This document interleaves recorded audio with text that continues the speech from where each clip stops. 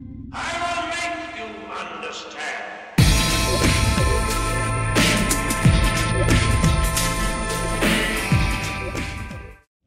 And then Professor Dennis raised the question of the insurance principle. Just in case there might be a risk of a large asteroid hitting us, we should spend 150% of global GDP from now forever to try to make sure we have a large cricket bat to knock them out of the way again. And in the London insurance market, we have a saying, and that is that if the cost of the premium exceeds the cost of the risk, don't insure.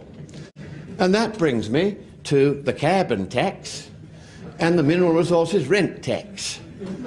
Now, both of these taxes are going to cost more than the cost of letting global warming happen in the first place.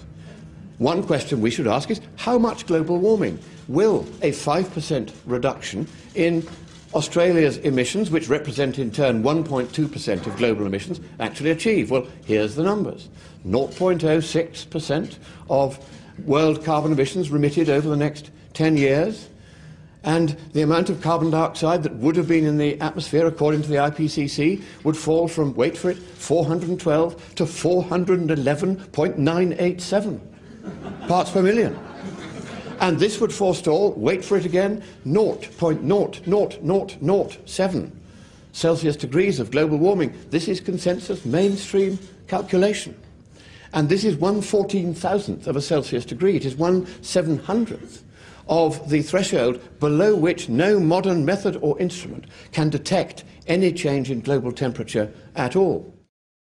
Monckton is forwarding the argument here that there is no sense in proceeding with reducing CO2 emissions if it is only Australia. It is true that if nobody else around the world is doing it, no single country can make a significant dent in global CO2 emissions. But there are several problems with this. Australia isn't alone. For example, the European Union has a carbon market, although it does have its issues.